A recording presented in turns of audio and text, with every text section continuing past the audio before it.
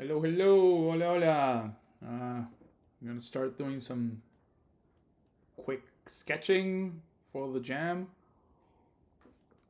Hey, don't know how many folks we have here doing English or rather español. Nos volvemos uruguayos de repente si quieren. ¿Cómo va, Iguana? ¿Todo bien? No sé quién más está por acá, pero voy a empezar. Voy a empezar con un poquito introducción a la jam. Para los que no saben, todo bien, por suerte, Iguana. Acá, mirá, para los que no saben, se viene la Fighting Game Jam, arranca, ahí dice, en 1 hora y 47 minutos, vamos haciendo la previa. Y la idea es, voy a empezar a hacer un poco de preproducción para ordenarnos las tareas y ver un poco cómo encararlo. Pues un mes para hacer un juego de pelea que es muy poco, pero mucha gente va a estar usando un motor que ya existe, como puede ser el Mugen, como puede ser el Ikenman o algo así. ¿Esta jam tiene una premisa fuera de juego de pelea? Sí. La idea es que va a haber un tema, o sea, dentro de la jam que complementa el solo hecho de ser un juego de pelea. La idea es, tipo, juego de pelea tiene que ser un juego de pelea. Ahora, ¿qué theme va a tener el juego de pelea? Es otra discusión. Y es un poco por lo que estamos expectantes. Por los que estamos metidos en la jam, ya estamos en un Discord de Indie Fighting Games. Y está todo el mundo ya hypeado para ver qué cuernos esperar del tema de la jam. Así que, siendo un poco, me voy acá. Me voy acá. A ver. Esto es un poco la cocina de lo que ha sido el juego de pelea que ya empecé a cocinar alguna cosa, pero no empecé a picar nada de código ni a hacer realmente el juego, porque si no, estaría haciendo trampa. Y ¿qué pasa? Vamos a repasar un poco las reglas de la jam, que va a ser más fácil. Okay, round one, fight. Yay. What can you do in the fighting jam? Te dice, vamos a agrandarlo porque no se ve un cuerno, seguramente. Ok. Arrancando el 31 de marzo de 2026 y terminando el 1 de mayo de 2026. ¿Por qué pusieron el 31 de marzo? Porque originalmente era el 1 de abril y la gente se pensaba que eran joda, que era un April Fools. Así que tuvieron que ponerle que fuera el 31 de marzo. Así que bien. ¿Qué tiene que ser? A competitive versus game. Un juego competitivo de pelea entre dos. That functions completely with just two players. La idea es que podés hacer un juego versus sin tener que pensar en la inteligencia artificial o el CPU o algo por el estilo. Which allows for one versus one matches with real-time interactions and movements taking place in the same screen, o sea, no hay split screen ni una pantalla por jugador, with at least two player characters, cosa que tenés más de un personaje, with the goal of knocking out your opponent, with a functional local versus. O sea, esto es como una definición sumamente desglosada de lo que es un juego de pelea, que me parece que funciona muy bien. Y lo bueno que tiene es que es muy amplia definición de un juego de pelea. Entonces no todos los juegos, digamos, tradicionales de juego de pelea entran en esta... Al revés, todos los juegos clásicos y considerados, si se quiere, tradicionales de pelea entran bajo esta categoría. Pero hay otros que no. Entonces puedes tener cosas como el Lethal League entra en esto. Bueno, los platform fighters entran en esto, o sea, Smash Bros. Y todos los clones similares. Y eso permite hacer cosas un poquito más locas. Y eso es un poco donde también voy a querer hacer yo, considerando que tengo un mes para hacerlo y no voy a usar un motor prehecho. No voy a usar Mugen, no voy a usar Ikenman, no voy a usar ninguno de esos. Lethal League, señor juego. Estoy totalmente de acuerdo, Iguana. Juegazo. Esa gente es amor puro. ¿Cómo era? Team Reptile, ¿no? Son los que hicieron el Lethal League. Y el Lethal League hicieron una secuela. Después sacaron el clon de. El clon no, pero hicieron un Jet Set Radio que no sé si le fue muy bien. Porque es raro, Jet Set Radio es mucho estilo, pero me gusta jugar más Tony Hawk. Y es un poco lo que me pasa. Y bien, siguiendo con un poco lo que eran las instrucciones, digamos, de la jam. Has full keyboard support. Ahí va, Bomb Rush Cyberpunk, ese es el nombre del que digo que es como el Jet Set Radio. Lo jugué muy poco, pero Jet Set Radio de por sí tampoco me gustó mucho jugarlo. Me encanta cómo es la estética visual. Es más, el juego que quiero hacer para la Jam va a estar inspirado en Jet Set Radio, además de otras referencias.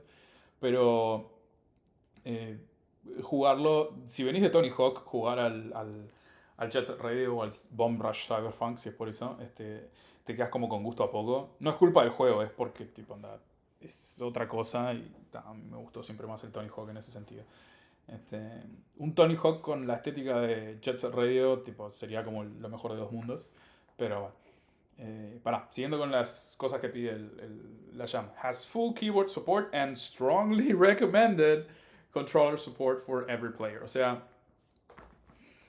control de teclado seguro, es una pavada. Control de control, valga la redundancia, o sea, el gamepad. Es altamente recomendado. Y sí, sin duda. Implement either split keyboard or controller plus keyboard for local versus is a required feature. O sea, tiene que ser posible jugar en un mismo aparato. Y esto lo del keyboard plus controller es, si no puedes hacer que funcione con dos controles, hace que uno funcione con teclado y otro con control. Bien, ¿qué más? And can run in windowed mode. What the fuck? Eso no sé por qué quieren que corran windowed. Quiero pensar porque es algo de streaming, porque obviamente la idea es que después puedan grabar cosas con esto. Se va a poder hacer, no es un problema. Optional, not required, remappable controls. And, hey, quienes llegaron ahora, whoever is in, just dropping by. Thank you. Fighting Game Jam Gaming, yes. Wait, that's the title? Did I write that? I don't know. I'm flip-flopping between Spanish and English depending on who's online, so just say whatever language you prefer. I'll be just flip-flopping if needed. So, no, that's just me. Hi, hey Crimson. Hey Crimson. Yeah, didn't know it was you, but just I'm getting used again to streaming because it's been 9 years since I last streamed, and it's been a while, so I gotta get used to this like talking to chat. I was just reviewing the instructions, if you will, what you need to do for the jam, and then jumping right through some sketches and just spitballing ideas and stuff like that. So, do you have any idea, Crimson, if why it has to run on windowed mode? Why is that something that's needed? Not saying I cannot do it, but it sounds like oddly specific, and I think it has to do something with like streaming and such, but honestly don't know. Optional, not required. I think it's for streaming stuff. Yeah, same. Yeah. Optional, not required. Remappable controls. I don't think I'll be able to do that. Thankfully, it's optional. Optional, not required. All-night versus, not gonna happen. Not gonna happen with this time frame. It's not gonna happen on my end. I'm programming with Construct. Construct does not have very good multiplayer capabilities. It does have some, but it's not very rollback friendly, so it's not gonna happen. I'm skipping that one. Optional, not required. Training mode, nice to have. Optional, not required. CPU opponents. I can actually pull that off, considering the mechanics I'm have in mind for the game. I'll go through them later, but yeah. Okay, having one character max per player on screen is strongly advised, but you can also make a tag fighter if you wish. You mad dev. That's Andrea. That's Andrea speaking to us through the instructions for the jam. He has a hard time making tag games, so I can get that. I don't think the game we're gonna make is gonna have any sort of tag. I'm leaning more towards having more characters on screen, but more players, because I'm leaning towards a platform fighter, so I can have 4 players, I guess. Question mark? Asterisk? We'll see about that. As far as I know, Construct and Rollback haven't really been mixed together. Yes, they haven't, Crimson, but the thing is, like, as of late, there's been like a Plat Fighter gang. No, I haven't done a Plat Fighter myself yet. I've done a lot of traditional fighters, if you will, with the whole like spicy dive kick mechanics that I've worked on with the Jump Joust games and the Versus games. It's just one game, the Versus game and Stick Fighter. But yeah, Construct and Rollback haven't been mixed together because they don't really do well. It's hard to do rollback on web. I believe the guys from what is it like Tough Love Arena did really well, but they come from a strong JavaScript background, so they could pull it off. And the construct has some issues with inconsistent frame rate, and they kind of solved it, as in some of the latest versions have like you can lock the you can max I'm sorry you can just max the frame rate, and a lot of things happen every frame. It's like they don't really do ticks, they do frames, and they do have like they do name them ticks rather than I'm going like way into the bushes with this, but uh, back in the day we tried to do it, but it was so inconsistent when it came to frames versus actual ticks that we couldn't track the things that we needed to track, and doing it from scratch didn't make sense for us back then when we were working on projects for like Cartoon Network and stuff. Budget didn't make sense for us to do it like that. But either way, we're not gonna have rollback. That's for the jam. That's kind of like yay, not gonna happen. Problem for me of the future after the jam. Yes. Okay, so each participant can contribute to as many projects as they want, but they can only submit one game as team lead and only lead one team. Yeah, this was an old like instruction was like you one game per participant, but Andrea changed those rules because like a couple of folks mentioned that if you have like people that are doing audio, people are doing like smaller work in different project in a project, have a lot of spare time to work on more than one project. And from my experience, I've run a couple of game jams here in Uruguay.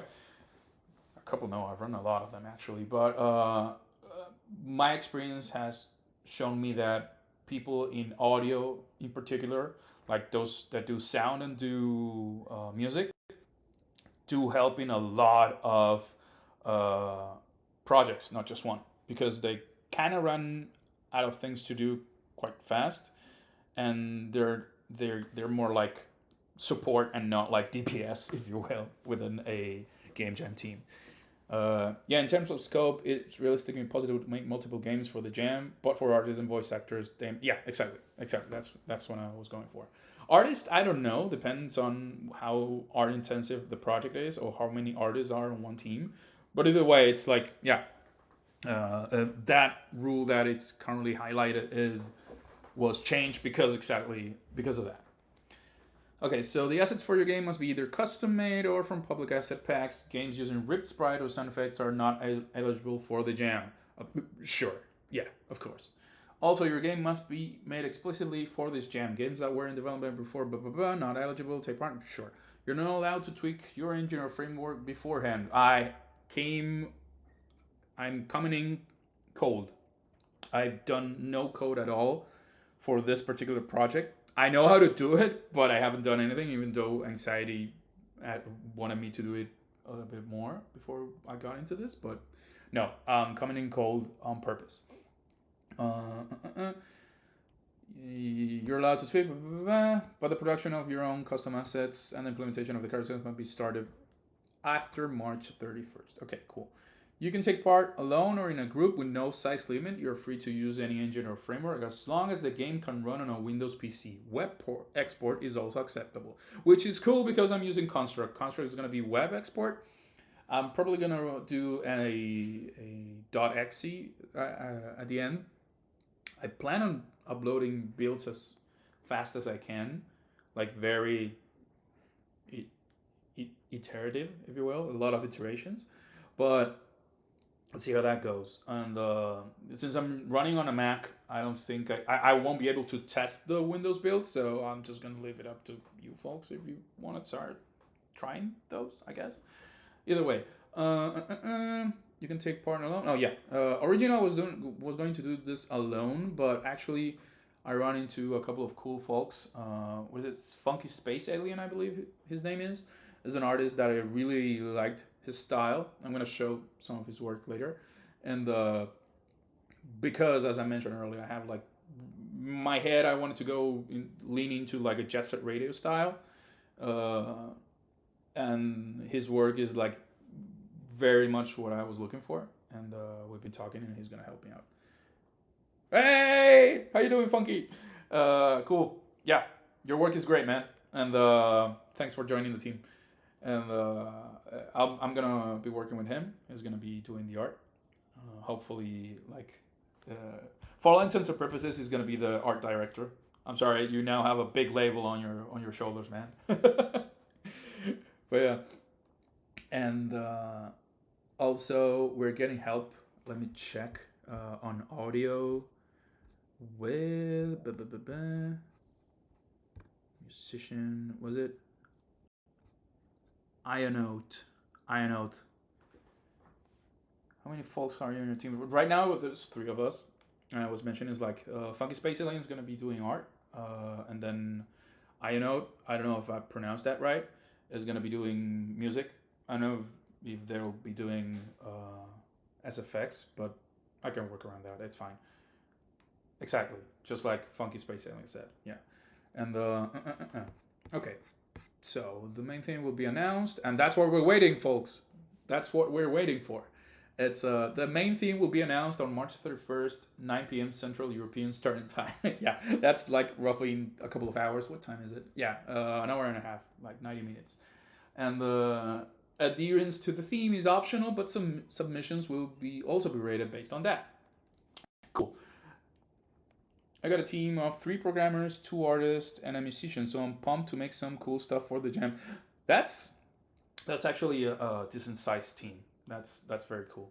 For what it's worth, if anything, I'm gonna start doing some pre-production. If that helps you folks think about how to tackle production, you're more than welcome. And because if anything, again, after running like global game jam venues over the past like what was it like 6 years or something, I stopped in 2020, and I've seen a lot of folks that have a lot of trouble like organizing themselves within a jam. It's not. Yeah. How do we pronounce that? Panthavma. Sorry, I'm reading on chat. Like, I know they're a team from France, right? And they got like and I'm gonna say Pan. Pan is working with it's doing that Godot engine fighting game engine, right? Did I get that right? And they're probably gonna be like it's one of like the favorites within the teams to come up with something really cool because hey, they're already doing like a whole ass engine for Godot and like fighting game engine for Godot. Did I get that right, Crimson? Am I right, or is it just missing? Like I believe it. That's who they are, right? Uh, yeah, 12 to 14 team. That's insane. Yeah, it's its own custom engine, Castagne. Let's say Castagne. I don't know how to pronounce that, and with a proper French, built in Godot. Yeah, exactly. And yeah, that's insane, man. Like, there's always somebody making a fighting engine somewhere. That's so weird. Submission rules. Okay, let's go. You didn't use generative AI in any part of the development process. Yes, I stand by this. I really love this rule. A lot of people started talking. I don't know if it was on Blue Sky or other places, maybe in the Discord, like saying, "Hey, but AI," they were shut down like immediately by either people within the Discord or in Blue Sky or about Andrea himself. It's like, dude, no, I don't care. AI doesn't do anything here. But yeah, screw that. What is it? Custom stuff. Time to make a platform like in the Ikemen engine. Oh my god. Yeah, what's with the Funky Space Alien? Like people are talking, asking about using AI. Don't use AI, man. Don't do that. Fuck that. Jams are exactly the opposite of using AI. The idea of a jam, if you take it in the most like music jazz kind of thing, is to just vibe with shit, but you vibing with the instruments, vibing with the tools, not something else vibe coding for you in that sense. So fuck that. Yeah, human creation, exactly. That's what we're going for. And yeah, so screw that. In fact, I was looking for a couple of like music references on what is it, Pixabay, and because I was looking for funky stuff, again based on Jet Set Radio and stuff like that, and there's an option when you look for stuff in Pixabay that you can select only original content, and it drops everything that's been made with AI. And if there's something made with AI, you have like the little robot icon that is annoyingly revealing but very welcomed, so you can discriminate between like having stuff made with AI and having stuff made by actual humans. And personally, I think that's cool. Exactly, Pixabay has a good filter. Exactly. Okay, I've seen some of those false discussion mentioned. Not only is AI banned from the jam, but it's also banned on the server. So yeah, big ups for that, for sure. You didn't use assets from other games or projects without permission. Cool. Your game is not a fan game of an existing brand of intellectual property unless you obtain it. This is also a rule that changed with Andrea, because some people were like, hey, but this is kind of my brand and I have no problem if anybody wants to use it, so they can ask. You obtain explicit written permission from the original IP owner, or you created all the derived assets from scratch. See previous point two. Just in case, I don't know if anybody cares, but if you want to fucking add some of the bears from Bears, go ahead. It's fine. I can write that down. It's like use the bears and maybe add a little bear pawn at the end to make it more obvious. Your game doesn't contain any racist, bigot, homophobic, transphobic. Yes, classic, basic rules. Come on, man. You know how it is. Your game is safe for work and safe for streaming. I mean, yeah, what we're pitching, it has nothing to do with not safe for work stuff, but it's funny that it should be mentioned. Safe for streaming is different than safe for work, actually, because if you're doing something like Mortal Kombat, you have to have like a stream friendly version. Like I believe it's Mortal Kombat 1 that uses like, what is it, like magenta blood and shit, so it doesn't come off as, blood. So it works. But yeah, it would be really funny to make a fan game for another game that hasn't come out yet. Hardcore pogo game with fan service. I mean, that I'm not against the idea, but not right now, because it's like it's part of the rules, man. We gotta stay kid friendly. We gotta go PG at worst. Your game doesn't feature any real living people without their explicit consent. Oh, cool. So we can have like snapshot of our faces. If you want to do a silly snapshot of my face, you're more than welcome. Please let me know so I put an actually funny face when you do so. Your game didn't start development before March 2026. Except blah blah blah. Good, fine. Simply make the blood white. Nothing bad ever happens when you do. Yeah, don't do the blood white. What was it? Invincible, the show, turned like blood into white for China, I believe. Doesn't look good. Looks weird as shit. Don't do it. Bears having sex? Oh man, come on. I mean, Versus has that tangent audience. I know about that. And whenever there's like a small resurgence of interest in Versus, it does come from that particular audience. So I'm not surprised. There are games we web for Western audiences. I know some of old Capcom games have that. JoJo White Blood feels like on brand, if you ask me. I do prefer like more outlandish colors. Like again, I believe it's magenta or other stuff like that Mortal Kombat does, or kind of looks like, I don't know, confetti, if you will. But yeah, works. So scoring. Let's see about that. So scoring. Fun factor. Cool. The elusive fun factor. I agree. JoJo's looks weird. Yeah. Adherence to the theme. Yeah, we'll see about that. Let's see what the theme is, but sure. Game feel. I plan on going hard on this. I'm a big fan of game feel. Like Juice It or Lose It is kind of like one of my favorite talks at GDC. Look it up if you haven't seen it. It's literally Juice It or Lose It is one of the greatest GDC talks you can find, and it makes like a basic breakout game, like paddle and bricks up there, and they keep on adding like game feel and juice and stuff like that. It's amazing. You learn a lot from that. Befriend your twinning effects and your lerps and stuff like that, and it gives you a lot of mileage. Big fan of Squash and Stretch and all their relatives, but yeah, sure. Game feel going hard on that.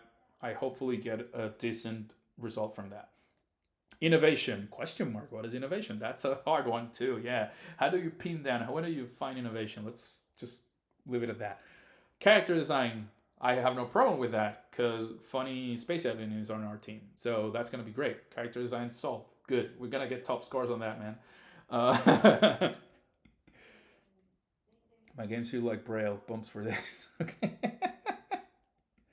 Vlambeer knows how to juice it. I actually, yeah, Vlambeer is a great reference for that. Big fan of ramming and all his work. Had the opportunity to have a couple of talks and bring him to Uruguay because I've also been involved in the game dev scene here in Uruguay, and he's such a great dude. Like, yes, he's a big fan of juiciness too, and all the game field stuff. Presentation, graphics, and audio. Again, we have Funny Space Alien, and we also have. Oh my God, I'm having sorry, real sorry for the musician. I'm having trouble. Ionote. I'm gonna write that down. I suck. Ionote is gonna make the music, and it's gonna be amazing. So I don't worry about that. Features. What do I understand by features? I guess we can have a survival mode or something to add more. I guess. Hi, my game is too big. Yes, that's a personal meme. Hi, Ender, how you doing? That is actually I do have like a couple of channels in Spanish about game dev, and I did create a hashtag called "Tu juego es muy grande," as in hashtag "Your game's too big," right? Because I really hate when people overscope, not for any fault of their own, but because I, it's like a dream crusher having your scope being so huge that you can finish your game, that you're gonna get to whatever port you want to get with your game. So yeah, maybe if your game has a distinctive mechanic, make a mode based around the mechanic. Parry the ball. I guess we might be leaning harder into what is it like Lethal League if we do the parry the ball thing. Wait, is that one of the mechanics that one of the mods for Melee that they did a couple of years ago? I don't know. Defeating scope creep is my favorite things as a project. Oh yes, you're a friend of mine, man. Yeah, I totally get you. Uh, Third strike. Oh, parry the ball was on third strike. I didn't know. Yeah, I didn't do much of third strike on my own. It's more of a third strike reference. Got it. Yeah, the best thing I know about third strike is like the Daigo parry and wherever it was this last time that third strike was on Evo, and the dude that was using Hugo, and it was an insane play, and that's kind of like my big third strike experience. So yeah. Hey, thanks everyone. It's like 9 viewers. It's insane. I've been talking to myself. Well, not to myself, but I'm surprised that 9 folks watching. So hey, thank you. So what I'm gonna do is I'm gonna get started. I've read all the instructions. I've read all the rules. If you wanna get into the jam, let's see. Did that number change? The number on top. So it's 302. Did we get more people after? Yes! Oh my god. We got. I'm sorry, I'm not showing it because it's on chat. But yes, that's 311. We got more people on the jam already. That's insane. Is this being streamed to LinkedIn? No. Do I? Can you? Honestly, don't know. Oh no! Oh shit! Hey, Franco, how you doing? Yes, business partner Franco is. We've been doing. He was one of the designers of. No, he's actually the lead designer of Jump Shelf's Jam. So if you have any questions as to why this character works like it does, it's his fault. And but yeah, it's good that it's his fault because the game came out like insanely good. But yeah. Is this being streamed? I talk to myself too, but I don't stream it for that. Yeah, I know. Everybody does. So cool. So with that being said, I'm going to start sketching and showing you what I have in mind for the jam. So first, this is what I shared with Funny Space Alien and Ionote about the game. I've shared it also on the Discord, just in case, because I wanted to get it out of my system fast. And since Funny Space Alien needed to have like the reference as clear as I could fast enough to know what the fuck I was thinking about. I made this little document rather quickly. So the idea of the game is called Go Go Pogo Power, because it sounds cool. Most games start like that because it sounds cool. That's the whole reason. I am to blame for Garnet and Grimm. Yes, Franco is mentioning that. Yeah, Garnet was. Oh, like Indie Pogo. It's not like Indie Pogo. Let's go through that because somebody mentioned Indie Pogo and I totally forgot about that game. We actually looked at it when we were working on the Jump House games, but I totally forgot about it. This is like super subconscious what happened. Probably like subconsciously I remember it, but have you planned for design space to align with the theme? No. I'm honestly expecting to be surprised. But yeah, we're living about 50% up to the theme. Honestly, we don't know. Actually, Funny Space Alien has already started sketching stuff, but the thing is, we're both expecting what the hell the theme's gonna be about. Mechanically, it's gonna be rather simple. I don't know if you can read this. I'm gonna zoom in, because I wanted to keep it like super simple. Basically, mostly due to scope, because don't want to overscope. And here's the thing: it's like game description. Platform. It's a platform fighter where characters move around with pogo sticks on or similar devices. So their only movement is jumping to either side by holding buttons. Holding buttons is key. It's not like Indie Pogo. Like, if I remember correctly, Indie Pogo, you're just already bouncing around all the time. You just move left to right, see if you jump on the other dude. Kiria, right, the fighter. And the idea is like the characters are like on the little platforms, and what you do is like you charge your jump and then you move either left or right. You don't move upwards. The idea is to just mess with your side movement and that's it. Yes, it's a derivative from what we've done with the Jump Joust games, but it's the other way around. Jump Joust games, what they did was you have gradual jumps, kind of like Mario jumps, if you will. The longer you press, the higher your zenith of the jump is, your height, your top height. Yeah. And in this case, it's the way around. You can like you're a sitting duck as you charge your jump, and I believe there's tension in that. There could be some interesting design tension for that. It's like, oh, I gotta get out of here, but yeah, and then you jump. So it's like Jump King was a yeah, exactly. So it's like Jump King was a platform fighter, exactly. I believe there's something interesting there. I don't know if it's gonna be fun. I believe it's gonna be fun. And what I mentioned is objective is to land on your opponent's head to score a KO. Yes.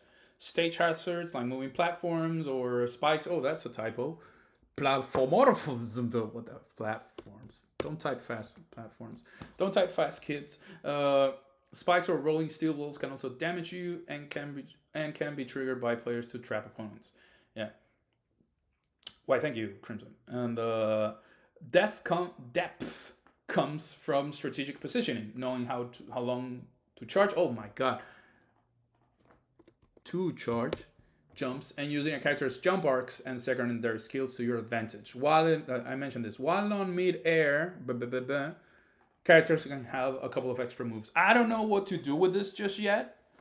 As in, if you're in mid-air, if you press left or right, again, based on what we did with Jump Joust, characters can have like a move. I don't know what that would be. It's like, hey, maybe a character deflects whatever is coming from up top, or maybe a character teleports, or maybe a character like does an actual dive kick diagonally down. I don't know. That's kind of like the gist of making characters different from each other, besides their jump arcs, because it's also something that I personally feel like will give each character like their basic mechanic personality. It's like somebody has a faster charge but a lower top height, or a smaller traveling distance horizontally, or whatever. That's again an hypothesis that I want to test. I want to test that out, see if it makes sense. Uh, and like this is kind of like how I work with stuff when it comes to design. It's like I have a theory. I think this is gonna be fun. I test it. It sucked. Let's try it again and go iterate like a lot of times until it makes sense, or drop it all together. I don't think I'm gonna be able to drop this all together, but I think there's something fun to be had here. And the idea is to stream it as much as I can. But yeah, sure. The docs told me to work with you. To be honest, I just wanted some proof of planning. Yay, thank you. I think you can look at Divekick for inspiration. Crimson Divekick has been the inspiration of half my career when it comes to fighting games. It's like basically all the fighting games I've been working on. I don't know if it's sarcastic or not, but yeah, it's like Divekick is a common trope for us that would be working in within the studio. No shit, no, for real. I actually talked with Keats about this when I was working on Versus, because I showed it to him. I was like, say, hey, it's based on Divekick. Have you seen it? And it's like, it looks cool. Here's what happens when you do this kind of game.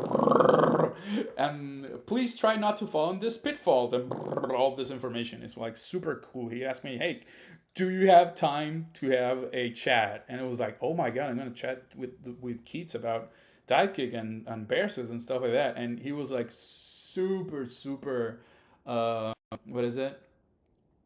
Um, like he was very kind to share all the stuff that went behind the curtains when it comes to designing Divekick. And it was like, here's what we did. Here's what you're trying to do. Please don't do this. Try doing that. And it was like, oh man, okay, sure, thanks. Is that Teams notifications on your end, or am I going too crazy? It shouldn't be. Maybe it's no. It's either uh, uh, uh, it's either WhatsApp or LinkedIn from my phone. I'm sorry. Uh, I don't do Teams. I hate Teams. Microsoft Teams. I hate Microsoft. But I'm not talking about that. But I think it's you because I'm hearing notifs too. Okay, sure. I don't use Teams. Please, will if we ever use like a funny space alien. If we use any like production or task tracking stuff, we're gonna use Trello. So fuck that. Fuck Teams and all that. Uh, I just thought I was going loco. Please don't. It's don't. Okay, so this is like the basic pitch. Teams is proof we live in hell. Yes, I agree. Trello is so good. Trello gets the job done. That's the thing. You don't need anything else besides Trello, at least for this kind of stuff. You don't need anything more than that. So, anyway, general visual style. This is the stuff that. Sorry. This is the stuff that was needed to convince Funky Space Alien. Yeah. So visual styles should lean into grind fiction, jet set radio, bold colors, street style graffiti, but with cute mascot-like chibi characters. Think Sanrio and Splatoon. That's kind of like the basic pitch. And this is retroactively described based on Funky Space Alien style, because it was like, oh, that's what I'm looking for. I love that. And it was like, here's some like his style is here. You Funky Space Alien. You can look it up. I'm gonna show it. You're getting free promo now, Funky, because it's really good. Beep beep beam. So you can see some of his work. I love this, man. Like super expressive. Look at these dudes. They're amazing. Ah! I love them. Rough Fantasma. Love it. Super Bicho. That's a name. El Marciano. I love it. I love this style, man. Yo, that's dope. Exactly, right? That is dope. So the thing is, he popped up on the Discord server saying, hey, I'm looking for a team, whatever. I was like, oh my god, I need to get this guy. Come on. And it was like, oh yeah, I'm looking around. I want to see what other teams are up to. And I was like, typing down like this document that I'm showing you right now. It's like, I got like a business guy to work for the team. But yeah, that's kind of like how it went. So, and again, this is very common. Franco kind of tests to this. We're trying to get like strong influence from Jet Set Radio because we love the visuals of Jet Set Radio, and the one or Splatoon and stuff like that. Like one way or another, we're trying to lean into that aesthetic for ages now because we really love it. Like this is some of our work. I'm just gonna go ahead and show what we've done before, but more specifically, like this right here. Oh, it's the game itself. I can show it. Yeah, sure, whatever. Uh, yeah, I had a similar experience with a 3D modeler. Yeah, you get that right. It's like, oh my god, it's this. And this is the last game we did with Cartoon Network before they went like dead. Jump down, Yeah, like jam! that developer was like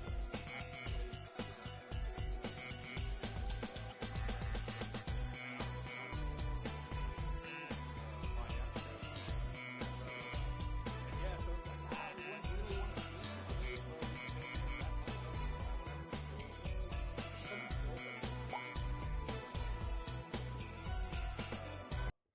what is it? Jet Set Radio, right? Rest in peace, Aaron. Oh shit! Did you actually hear that? I thought I was not streaming the sound of the MacBook, but sorry. Anyway, the game's hella loud. Oh, sorry. Oh man, I thought that was screen capture. I'm gonna shut that down. Am I sounding lower now, or is the mic still? We heard none of that. Sorry. Yeah. Oh, yeah. Okay. I wasn't expecting this to sound that strong. I thought Mac had had some trouble like capturing audio. My suspicions were incorrect. Cool. I'm sorry for the audio flashbang. No, you're fine. The game was over. Sorry. Yeah, I was checking. I'm not using OBS. I'm using Streamlabs, but sure. Uh, I just changed it. I noticed it, and it was like, oh yeah, I messed up. Sorry. There you go. So yeah, again, as I was saying, the visuals is like Jet Set Radio, whatever the heck I found here on Pinterest. Hopefully not AI, because man, Pinterest is like AI minefield right now. But other Asian influenced mascot types, and this is like one of the cutest characters I saw from Funky Space Alien, and yeah, so this is like a sketch I did based on one of the characters from Funky Space Alien, just to convince him again. It's like, this is what I'm looking for. This is what I do, and but yeah, so this is what I'm trying to do, and I actually did like a small, like very early like asset list with some priorities and the UI characters and the assets. So Franco, you know this one. It's like at the studio, what we really used to do is like we have like three priority types. It's a must-have, nice to have, and in this case, in English, it's pipe dream. What we actually call it in Spanish is falopa, which is a very common way to refer to cocaine. But yeah, it's like you must have this. This would be nice to have, and then the other thing is like you're on drugs if you want to implement it. So that's kind of like big three. Pipe dream localizes to drugs, actually. Yeah. Uh, but yeah, I really like the falopa. I want to like, sorry, falopa localizes to drugs, exactly. Uh, and the emphasis on pronouncing it like falopa, it's very good.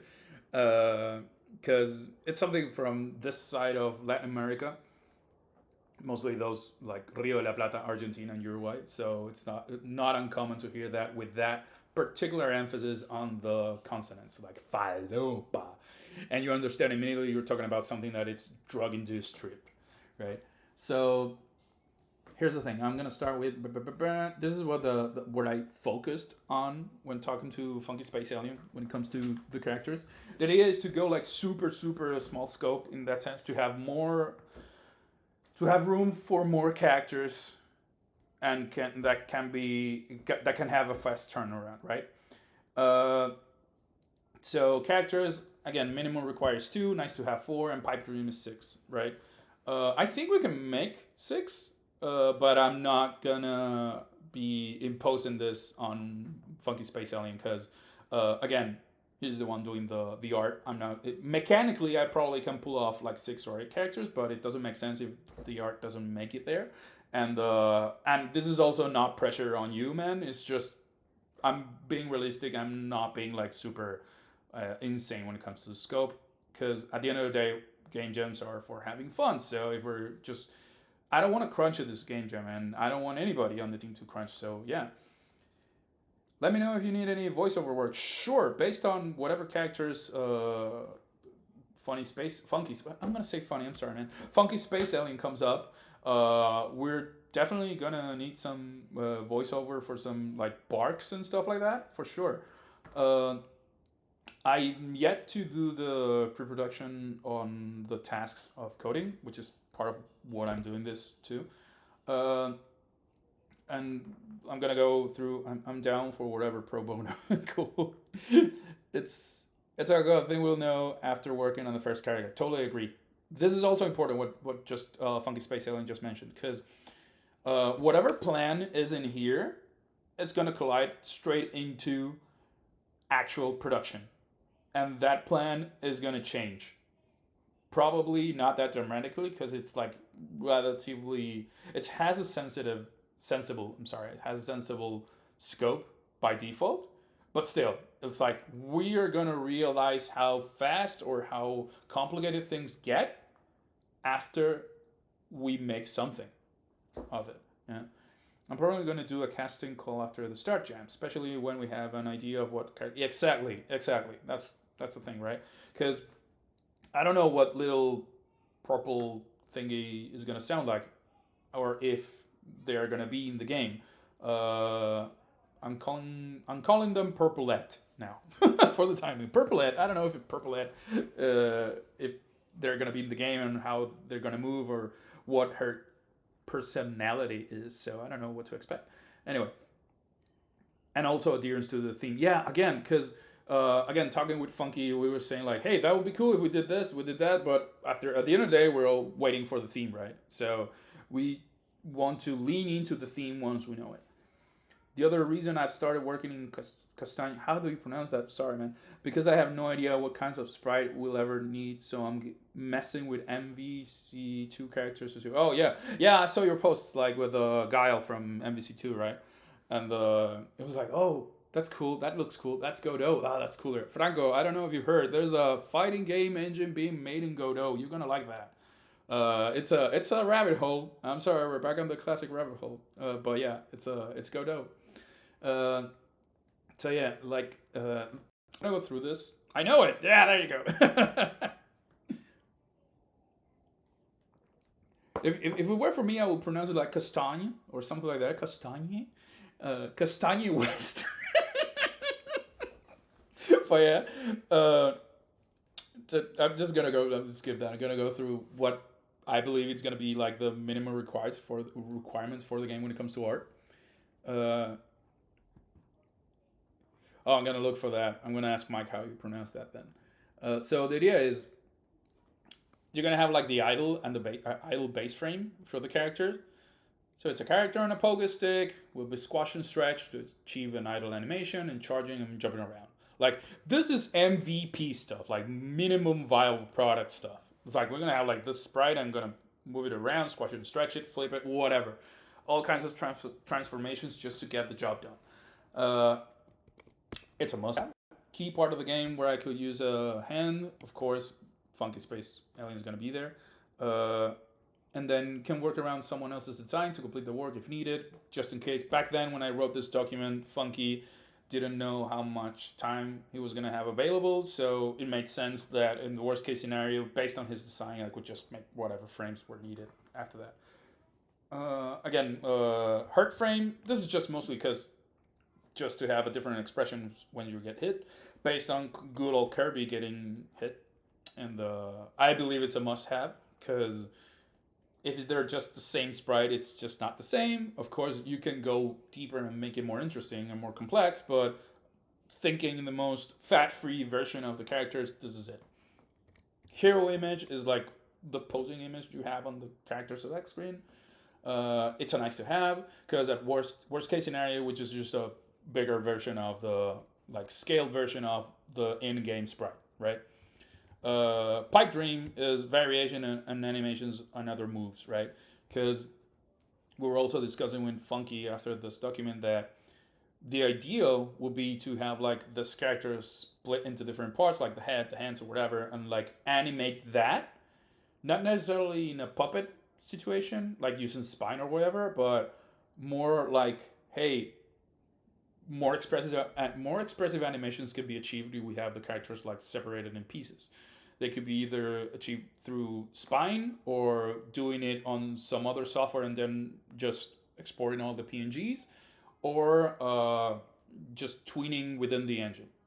Tweening within the engine, of course, means more work for me in that sense, and also implementing the spine animations gives me a little bit more of work on my end. But I have done it before, so it's not much of an issue. Best case would be to just frame by frame it. It's sprites are small. There's not much like there are not many assets when compared to other classic fighting games, so the game's not gonna be like heavy. It's not gonna be big, even if we do frame by frame exporting based on a tweened animation on another software, right? And I've never had in relation to LOL, but it makes sense as an alternative term for hero image. Oh, hero image. Yeah, I don't know, just whatever. I'm calling it hero image just to make it obvious that it's an image that's super posy and whatever. Generic VFX must have. We'll probably do it myself. Again, sparks, whooshes, and other dynamic stuff, if you will. It's not. I've been here before. I've done this. It's fine. This is the thing. A lot of people don't remember that they have to do UI. UI. I've said it on the Discord. Like, guys, we need to talk about UI. We need to talk about your menu UI. It's like, put a little love into it, please. It's like, it's almost DOS, man. Like, you have like this flat text on fucking Futura narrow font with like a faded background. Please, no, put a little love into it. It's like, I'm not saying you do have to do it for the jam though, but I've seen it on like released games and stuff like even Street Fighter 6 is like, oh come on, man, just put a little love into it, and keep it in brand. So that's kind of like what UI love mentioned. Yes, yes, Ander gets me. He's like super into that. Uh, but key, at least for me, Funky, if you're listening, uh, the game logo is like something that gets you hyped about the rest of the game if it's being worked on like right at the beginning. I'm not saying that's the way we should go because I believe the characters are key here, but something the logo makes it real. The what Crimson saying, UI is the reason I have two other programmers. I can focus on game feel and system mechanics, and the rest of the team can make it look good with UI. Agree, totally agree. Yeah, programming UI is another story, but at least when it comes to visually or flow, when it comes to flow with the UI UX, oh boy, we have discussions to have. Uh, but yeah, so the game logo, I think it's like a must-have. Everything here is technically a must-have. It's kind of like how hard you want to go into them, like how hard you want to go with the end result, right? So menu background, something quite simple. I'm just thinking about patterns or whatever, like colors and stuff. Uh, and but yeah, I'll be right back. I'm taking a little break. But yeah, just we'll continue with this. So be right back. Gotta hit the can.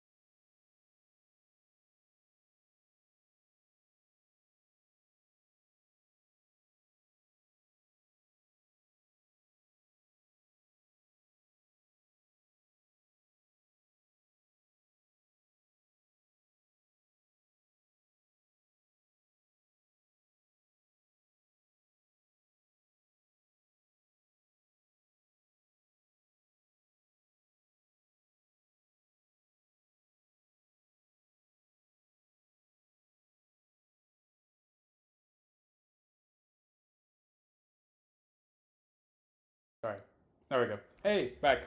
Um, Gonna be honest though, logo design might be a nightmare for me. It's cool. That's cool. We can work that out. It's fine. Big fan of sketching weird stuff and then just redrawing them on Flash and having some logo. They actually like the Jump Joust Jam logo that we saw earlier was the original design was mine. Then Maya, which I mentioned over the whole cacophony of the music, uh, like made it look good. But yeah, I'm used to like sketching some stuff and probably come up with something if it's needed. It's no problem. Um, what is it? I did think about the menu design. That's cool. That's cool. I was looking at stuff. Bust a Groove 2. I'm gonna look it up. Okay, so Bust a Groove 2 menus. Let's see what we find. Beep, beep, beep, beep, beep. Yes, yes, yes. That's clean, simple, gets the job done. I'm okay with that. Perfectly, perfectly. Uh, I think it works. We're gonna go with that. I was thinking like something like a little, let's say like imagine this skull icon, if you will, like being on a darker color here and just like diagonally like a pattern, like a texture for that, and it's just giving it a bit more depth, but no more complicated than that. Definitely makes a lot of sense. But yeah, sure. I'm gonna close this one and yes, HUD. This is gonna be dependent on what we come up with, either the logo and again navigation icons and stuff like that. Navigation icons and stuff like that. Befriend your Figma. Befriend with Figma. Figma's a friend. You're gonna find a lot of useful stuff in Figma for making navigational icons and navigational buttons and stuff like that. I come from a web game background, so I'm very used to just having visual navigational buttons and not text-based buttons because Ligma, exactly. Yeah, exactly. Have you tried Ligma? Mo has. Have you tried that? But yeah, and it's actually a great tool. Ligma. Exactly. So Figma with an F, F in chat, actually is a great tool when it comes to doing stuff related to UI. So we're probably gonna use that.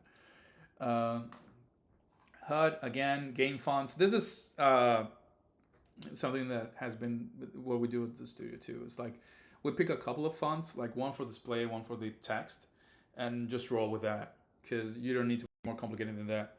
Personally, I find a Pokemon number 20. Okay, sure. I don't even have to look it up to know what you're talking about, man.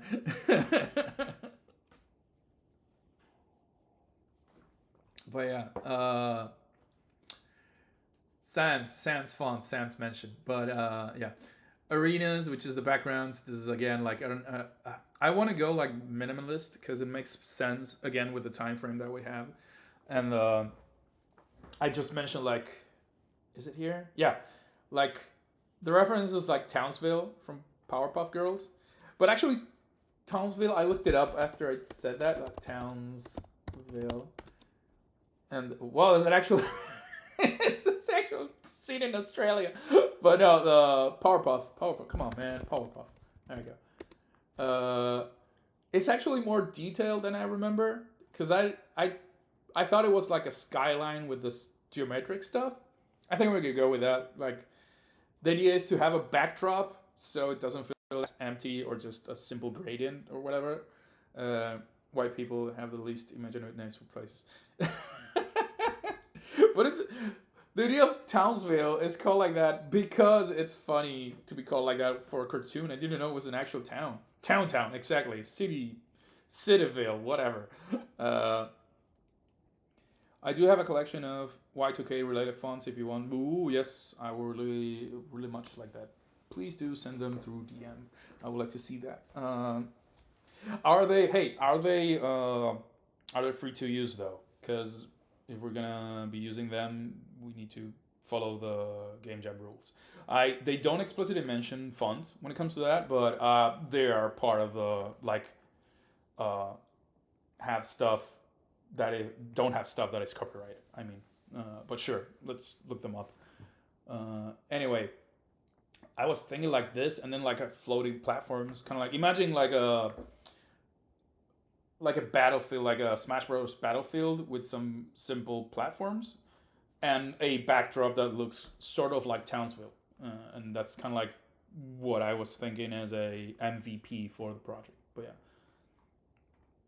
yeah, the ones I get were mentioned about being free for. Oh, cool, for the community. For the community, are we the community? Anyway, problem for the future. Stage hazards, nice to have. It's nice to have because we could go as deep as we want with the detail for this. I don't think we need too much detail, and it depends on how many mechanics I can get into those stage hazards, right? But yeah, so this is like a broad strokes of what I would like to have when it comes to art. But I think what needs to be done now, it's like think of what the problems of production for the game are going to be, um, specifically in coding. So I'm just going to go like make a new spreadsheet, and if Andrea folds and lets us do a cat girl game, it's gonna be meow meow power, pogo power instead of go go po power, right? And just call production notes. That's it.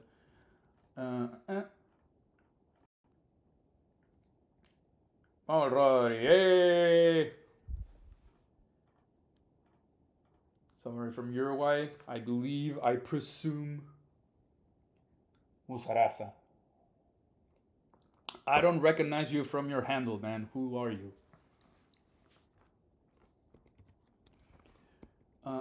So, the idea is task. Let's call it that. Task description. This is gonna be on a Trello eventually. Like this is gonna be the Trello for production. It's red because the jam is red. Yay. But besides that, I'm gonna go like description, priority, and assign to. Even though it's gonna be mostly me, but let's leave it at that. No. Task. I'm dyslexic, man. So task, description, priority, assign to. So this might sound boring because it kind of is, but it's important to know what the hell we're gonna need for the game, right? I'm gonna be like area, like what part of the game it's gonna be involved. It involves. So I'm gonna go with characters first. So I'm gonna move this baby here. No, what are you doing? There we go. Area. So it's characters. What is it? Nah, project management. See, yeah, I know you get me, but I don't think anybody else does. Gets the people going. Gets project managers going. I don't know if people get into that, but we do what we can. So characters, what are we gonna need? Like basic movement. Let's go with that. Basic movement. And it's got priority, of course. I'm gonna need the little pills. So option 1 is must have. Option 2 is nice to have. Sorry, the UI is in Spanish, deal with it. And finally, falopa. There we go. So it's like must have is gonna be on red, nice to have is gonna be on fucking blue. Falopa is gonna be on, yeah, die. To the physics for defaults, sure. Surprisingly, so I'm not gonna use 2D physics. And I'm not gonna physics objects based on construct. I'm gonna be using construct, right? So I have it open right here. So construct is gonna be my weapon of choice because see, it is my weapon of choice when it comes to this kind of stuff. And it already has. I'm just gonna show you. So it's gonna be like sprite. If I do this, this is like this little dude. I'm gonna paint it. It's gonna be purple because it's gonna be like woo woo woo. This is like little meep. This little meeple is gonna be our character. I'm gonna put the. So this is our little meeple, right? And when you have a interesting, very pretty. Yeah, see, looks like a lock. And the thing is, in construct you already have stuff like this, and it's like within the properties, you can go like, hey, maybe this behavior is like a platformer. There you go. So now, if I put play, dude's gonna fall because it doesn't have a floor. It's like, boom. There you go. And if I do a new object, on a sprite, just 32, 32, oof, 23. Ah! Kids don't code on camera. And we did this and this. Boom. And you have like behavior solid. You just go play, and now you actually have a platform. And default controls make it work like a just basic as Mario controllers. No, I don't know how Castagna works, honestly, and I don't know. I will have to look it up. It's been a while since I've touched Godot, if I'm being honest. It's like it's my safety blanket. Construct is my safety blanket. So it's kind of like I know how most of the stuff works in Construct, so I can make stuff like this in a couple of minutes. I mean, it's already easy now. If you've seen anything done in Construct, this is like stupid easy. So the idea is, let's do this. I'm gonna do like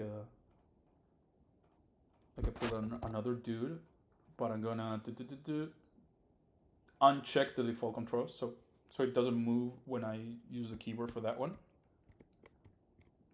And the idea is, given I'll just set up the keys for jumping either left or right, and it's like you go charging, it's like boop, boop, and you go left, and then boop, you go right, whatever, and that's kind of like how it goes. And I can do like another object. Hey, screw production. Let's go straight into actually making the game. Yay! No, I'm gonna get back to production, so don't just hold your pants. And this guy right here is gonna be an actual platform, because this one, as you see, the behavior is solid. Nothing could go through it. However, this little dude is gonna have the behavior of a platform. And if it has the behavior of a platform, it means I can jump through it like a Mario platform, if you will. Oh. Why do you have gravity, man? Oh, it's not platform. It's jump through. Got it wrong. It's jump through. There you go. Platform means it's gonna work like the character too. So it's not. There you go. So if I go like this, boom, I can do this, right? And then you go like boop, boop, and it is like boom. I bounce here, boom, and I bounce here, and like boom. I go slightly charging. I'm trying to imitate what the fuck I want to do with physics, with basic Mario ass controls, and yeah, that's kind of like. And it's like boom, and then you hit the dude. The dude is dead. Yay! You have like I don't know, 3 to 5 hits per character. You just boom, he bounces off, respawns somewhere, and lands. Probably spawn on top because he gets some sort of advantage from like dying, and you're not like being like snowballed into the next death. But still, that's kind of like the idea of the game. So yeah, basic controls. It's something that we're gonna need. It's like basic movement. That's gonna be a priority of must-have for sure. It's assigned to me. I'm not gonna assign people right now, so screw it. Description is move around by holding buttons and jumping to sides. If I get it, it's fine. The idea is that I get how it works. But yeah, so basic movement, right? I'm gonna need also so I'm gonna need colliders, and then I'm gonna need. I'm just thinking out loud here, so give me a minute.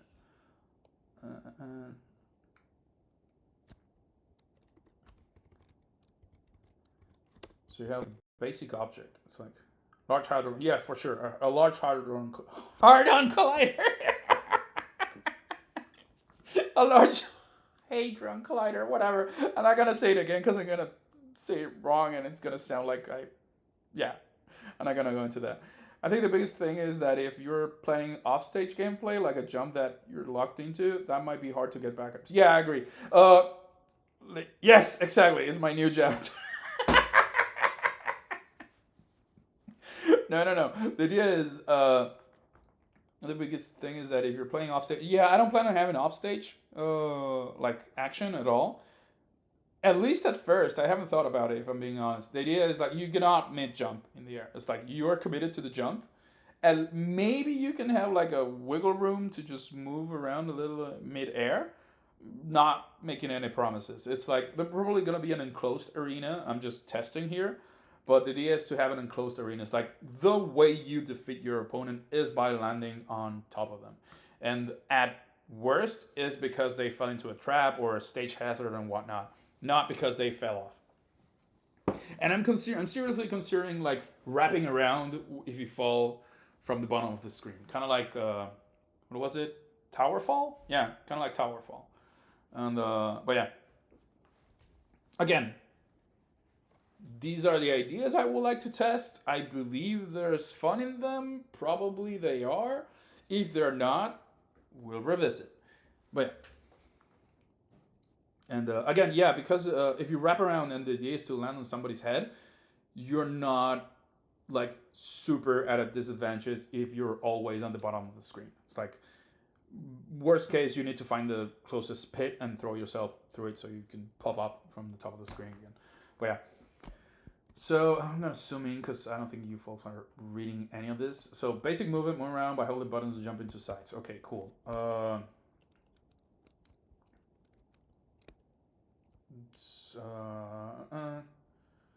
Landing on opponents.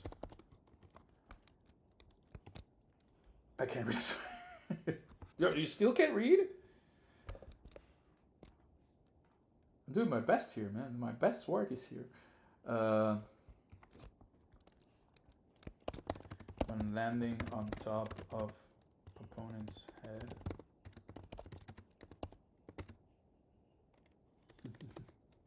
Kill it, I guess. It's hard to write tasks on screens, guys, so I'm sorry. Just this is again spitballing and stuff like that, right? Basic movement, moving around by holding buttons to jump to the sides.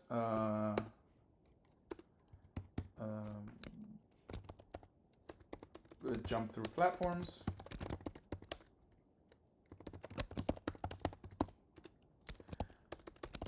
Solid walls. This is like stage. Oof, stages. Solid walls. Arena limits. Oof. Arena limits. Layout for arenas. This is code, right? And this is what I was thinking about. It's like apartment, I guess. Apartment. Code. All of this is gonna be code, so and this just gonna go with this. So it's either code, art, you got audio, other. Screw that. And the code is gonna be green, art is gonna be, I don't know, purple, audio is gonna be yellow, whatever. Unless you want something else funky. If you want another color coded. Yeah. QA, that's I should have QA as a separate thing. Most of the time, I just do it within code. I consider it code because most of the time QA goes through whoever is coding. But you make a fair point, a 2-letter fair point. Design, yeah. Design, you're not wrong. Actually, design is that's a whole thing. It was like somewhere around there. It's gonna be pink. QA is gonna be gray because they do the nasty stuff of checking stuff. Anyway, this is gonna be code and land. I'm gonna do like everything in here right now. It's gonna be code if I play my cards right. But solid walls. Stage hazard. I'm just gonna go hazard. Spikes. Kill on contact. Hazard. Rolling ball. Whatever. Works like a fucking Koopa Troopa shell. So this is not gonna be easy to implement. I'm joking. the idea is like this is also based on the game Super Mario War. I don't know if anybody has played this one. It's a fan game where you just have like this single screen arenas with Mario's, like mini Mario's, and the idea is to step on top of the other guy. And you have all the Mario power ups and hazards and stuff like that. So you have actually like Koopa Troopa shells that you can kick around and somebody runs into it. And Mario War is hype, exactly. And the idea is the rolling ball. I don't know if it's going to be a bowling ball or whatever. If I'm going to be able to mechanically implement it first, but have something that moves around, and if it runs into you, you just get screwed, right? And spikes are a classic. Hazard moving platform? Question mark? No, it's not a moving platform though. It's gonna work platform as in moving horizontally and vertically. It's gonna add some. Let's go with depth. It's gonna add some depth. Like jump throughs, but they move. And what is it? What else?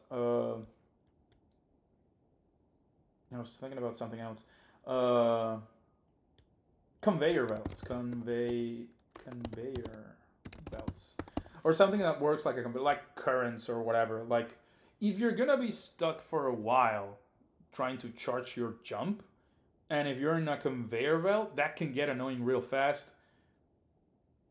Affectionate. I'm saying this affectionately. Like it's a cool hazard to have if you want to mess with people's positioning in this kind of game where you do not have as much of a free movement as you wish.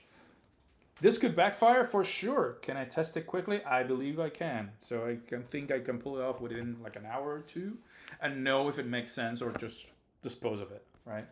So platforms that force horizontal movement on either direction, right? Yes. I'm gonna have to see, and this is oh my god, that I wasn't planning on this, but sure. So character 1, special move. Character 2, special move. Why am I writing this? There we go. Because if I'm gonna have special moves for characters, I don't know if they're gonna have two.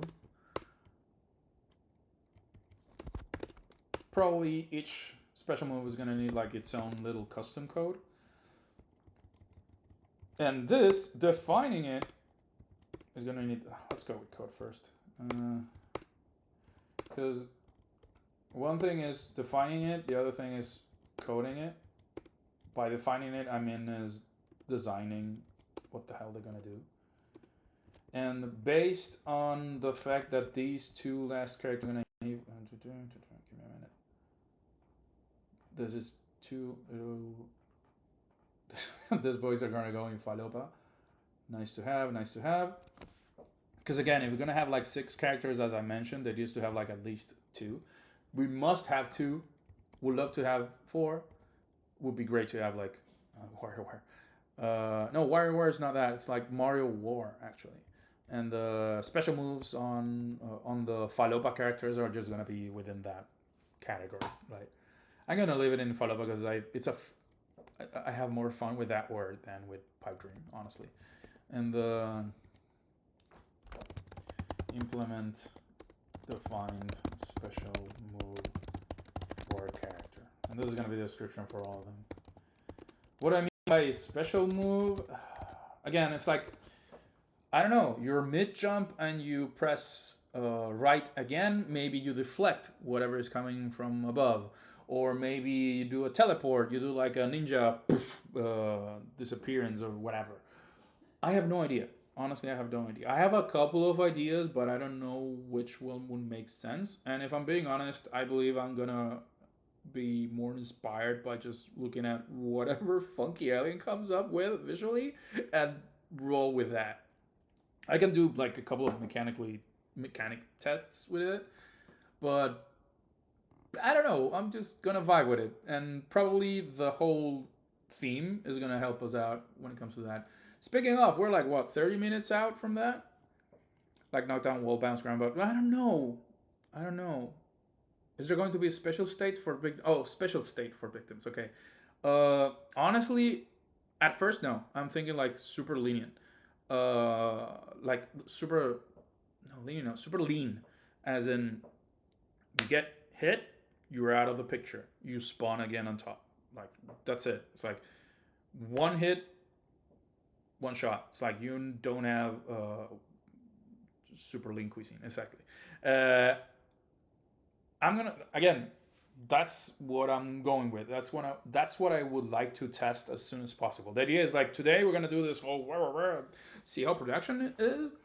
Probably tomorrow, because we already have the theme, I'm probably gonna start like actually doing some code within Construct. Code in Construct is super weird, just scripting with events and actions on the other side. It's like it's pseudo coding. I love it.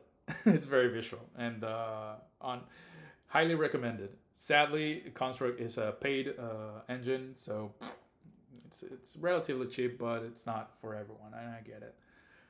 So, but moving landing opponents. Damn, I wish I knew about this before. What? Construct? You can test it. It's free to test. I mean, whatever I did, you saw me do on the other screen. You can do that with the free version. The problem is you cannot I don't think you can export with the free version. It's for web games. It's mostly focused on web. So whatever web game you saw that we did as a studio, except for Jump Joust Jam, almost all those games are made on Construct. Jump Joust Jam is made on Game Maker, and because it let us do more weird stuff that we needed to do. So yeah. Code. Like character state machine. Yeah, that. So what I mean by this, it's gonna be a must-have, because all cool with how things are gonna move and whatnot, but I gotta know when I'm able to charge my jump, if I'm jumping, if I'm hurt, if I'm dead. Well, if I'm dead and hurt, it's the same thing in this case. If I can pull off a special move, if I'm going to use the same input. My fists are state machines that turn my opponents into that state. That's cool. That's cool. But yeah, it's going to be relatively easy, simple, if you will. Which brings me to basic CPU AI. This is the good old AI, not the shitty AI we've been talking about for the past 2 years by tech bros. Like, does it run? Do you have a CPU opponent? That's kind of like what I'm talking about. Basic random input stuff. The way it's not gonna be a must-have. It's at best of a loba. Input, no, it's input. There we go. The way, no, it's not art. The way it has worked for games in the past is basic CPU behavior for opponents in our fighting games start off as a timer that when the timer ends, it chooses a random input to play. Like, since our fighting games have very few inputs and very few, they do not need like strings or whatever, like combo strings. We just first start with this and then we layer on top of this. So it's like, hey, 0.2 seconds have passed. What should I do? Press forward. Cool.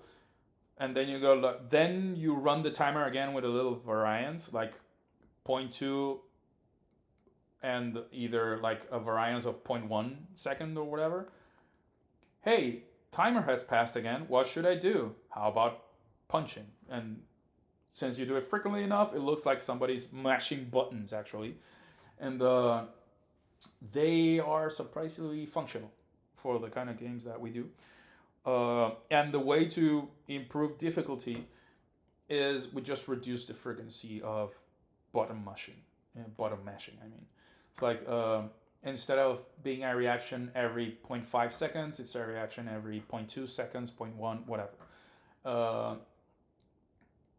you have to clamp that, or otherwise you're gonna have like 0 second reactions, which is both unviable, or negative timer reactions, which will crash, of course. So you should just clamp those values so it stays within reasonable numbers. You layer on top of that the possibility of seeing, hey, am I close to the opponent or not? Should I go towards them instead of just whiffing a punch by a whole ass screen of distance? And that's how you make, like, you start with a layer of random inputs, and then you say, hey, maybe I shouldn't do a random input at first. Maybe I should ask, am I near the player? And if I'm near the player, the opponent, I mean, if I'm near the opponent, am I near the opponent or not? Should I get then? Am I going to get closer or not? And then you start having those like state machines again. Like you have those questions, you ask those questions to the game, and then the system reacts. Either punches, gets closer, gets away because it has low health. Depends on that. You can actually, if you wanna get like super into the bushes with this, you can actually like define personalities with that sense. It's like he's always gonna run away from you. He's like he's a chicken, right? That this kind of CPU AI is gonna chicken out all the time. It's gonna try to run away from you. You gotta chase it, or you're gonna go like this guy will never stop being in your face. He's gonna be like a rush down. It's gonna mimic a rush down character. It's gonna be like, am I closer to the opponent? No, I'm gonna go into their face and then I'm gonna attack. Um, and you can have like this variance. It's like, hey, if your health is below a third or whatever, maybe you should run away. And that's how you make like CPU reactions more interesting, right? I would like to have this done, like not this hyper complex one, but at least the random input stuff for uh, for the jam. I think I can pull it off and probably have like a little bit more thought put into it to make a salvageable CPU opponent, if you will. But yeah, so yeah, basic CPU AI. Okay, so this is like what the character is. Basic move landing on opponents. The special moves, state machines. Okay, JSON loader. This is like this is oof. This is code. This is actually meta, as in metadata. JSON loader for character, data, and others. Save game. Save status, of course. I don't think we're gonna have unlockables. I don't think we're gonna be able to do anything like unlockables and stuff like that. But having a save status, I think it's gonna help somehow. Follow by this, I guess, because if everything is unlocked, why should we have a save state of the game? Why should we have a save game? Unless we want to keep track on wins and stuff like that, or whatever. Or saved settings. Settings. Haha. That's another one. JSON loader. It's a must-have. I'm sorry. It's a must-have. What is a JSON loader? Something that we do a lot in our games is a lot of the definitions of what the character does. It's like the BattleNet gem. It does nothing. No, the idea is going back to the JSON loader. A lot of the character data that we do for our games, a lot of the data in general is just JSONs that come out of files similar to this one. Not production wise, but like a spreadsheet with data for a character. For example, if I would like to have like different jump arcs for the characters, I could just like, hey, this character is gonna have like a gravity of 8 and horizontal speed of 10 and a jump strength of 12, and I want to test that, and the other characters are going to have other values and stuff like that. If I have it on a spreadsheet, it's a place when I can easily compare to all the other characters if I have them on list, like character 1 data, character 2 data, etc. And the idea is having that data getting exported as a JSON, having the game read it, I can test variations of these values without hard coding them in the engine. I can just edit that spreadsheet, take another JSON, try a different version. And it has been kind of like the workflow for our fighting games for a while. It works. It's can it be improved? Of course. Should I improve it? No, it's a game jam. Screw you. I know. I work with what I know.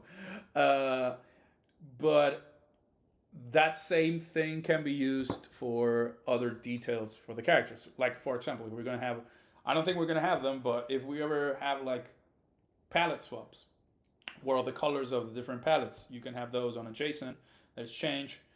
I don't say fuck learning. Come on, and that is you can have like those uh, palettes within that JSON that I'm mentioning, right? And then you have like you can also have frame data in that JSON. I don't think the game is going to be that complex to have frame specific data, but we could have like yeah, we could have some sort of frame data in that sense. We'll see about that. What always happens when we build this JSON sheets is we start with a set of columns that eventually turn into the values for the JSON. I, Everybody understands what I mean a JSON file, right? It's like a flat text data file that is then read for something else, like whatever it's HTML, if you will, something like that. And it's like a fancier comma separated value file. But the idea is you have different values that are nested within values and values and values. It's a good way to describe static information in that you use for other purposes within, in our case, within the game. And the idea is having that, we can easily manipulate and test different values for characters by just changing the spreadsheet and not going hard on line 52 for this character and line 78 for this other character. No, we have one JSON loader that gets everything loaded based on what you put on a spreadsheet that is easily to understand and digest and human readable. Whatever happens in the background to make it JSON readable, it's up to me. It's up to us in that sense. And that has been kind of like a good way to work with that. Save game status, as I mentioned, I'm writing this down because just we need it. I don't think we're gonna be able to have it. It's some falopa, which is good. Settings. What happens in meta is settings. No, it's not here. So, how are we doing? We got 50 more minutes before the theme is revealed. Cool. Let's go with menu screens. Right here. Why did I left this here? Fuck you. So menu screens, they're gonna need design. Everything's gonna need design, but whatever. Like for now, we can just go like this and get this babies out. So menu screens, we're gonna need main menu, of course. Then we're gonna need the CSS character chart select screen, the versus screen, actual gameplay, result screen, settings, credits. I have the flow in my head, but for all intents and purposes, it's like you have the main menu, you go to the character select screen. Oh, I'm missing something. Like arena select screen. Yay! This one should actually go here. So this, you have the main menu, character select screen, arena select screen, versus screen. The versus screen is the one like bam, bam, bam. These guys are fighting, boom, and then you go into the fight. Actual gameplay, haha. Result screen. I don't need menu screen. No, it's pause screen actually. Pause screen. Result screen is when the fight is over, what options you show and what what actually are you showing in there. Settings, audio, whatever. Credits, big one. I personally believe we must have this one. I'm compelled to remind you not to forget audio test. Yes, I know. Yes, right now I'm just doing code, man, and the audio task. I have again my. I'm falling to my old vices of wanting to have like layered music for the game. You know what I'm talking about, man. And the but I don't know. Hopefully we can pull that off. I know I can pull it off in code. I don't know if it's gonna be a lot for I I don't know. I don't know how to pronounce it right. Yeah, you love that shit too. Yeah, I know. But the like Pipe Dream is main menu has like a slow like just a beat, and then the music gets layered the closer you get to the versus screen. So it's like main menu has a beat, character select screen has like a like I don't know, fuck it, bass line, and the arena select has the whole music playing and stuff like that. It's like three layers, and then you versus screen you cut it, you have like a fanfare, boom, you go into the fighting screen. So yeah, that's kind of like well at least what I have in mind when it comes to that. Settings. I'm gonna take it for a ride.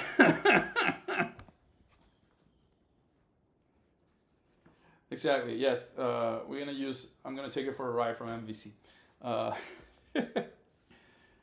but yeah, I'm probably missing something. Oh my god, my glasses.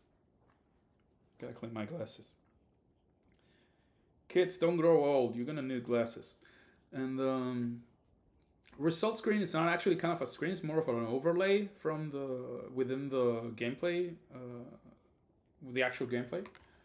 I have no interest, at least when it comes to scope, to have like a Smash Brothers outro screen with stuff like that. It's mostly like Street Fighter outro, like result screen. It's like either the camera moves closer to the winning player or whatever, or it's just a hero shot of the player and some like data, or then options for uh, either rematch or whatever. It's like results or more of an end battle screen, honestly.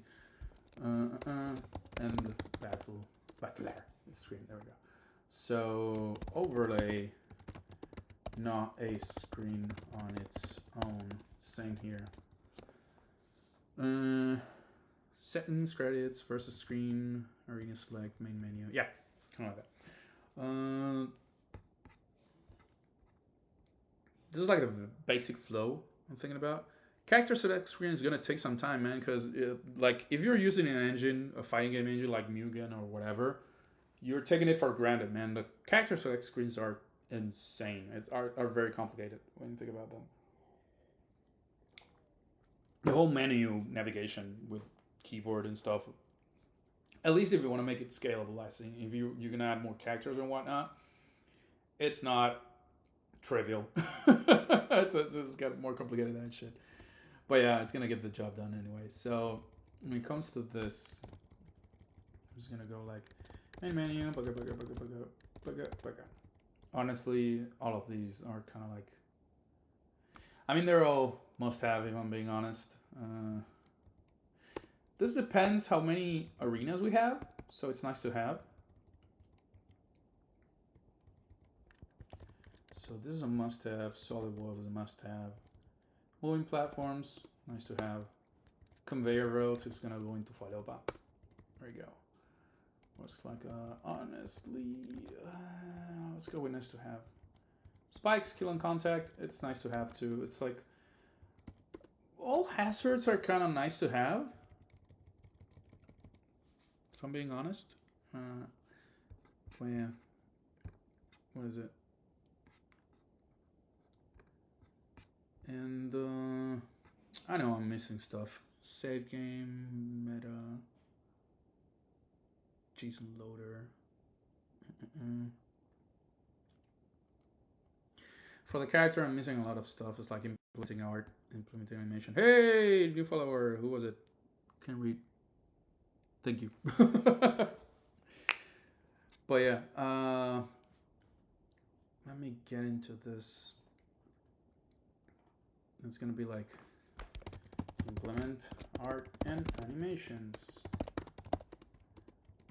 This is just pure code again. This is must have, duh. It's assigned to me. Characters, basic movement.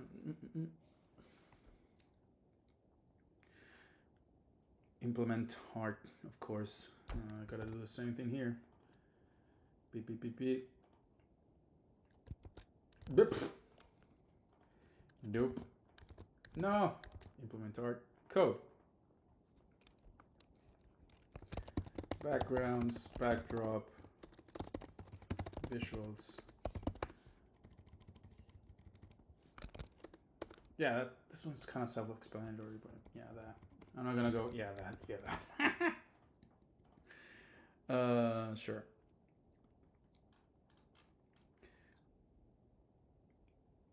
I have to, this is meta. Keyboard mapping. Mapping. Keyboard mapping.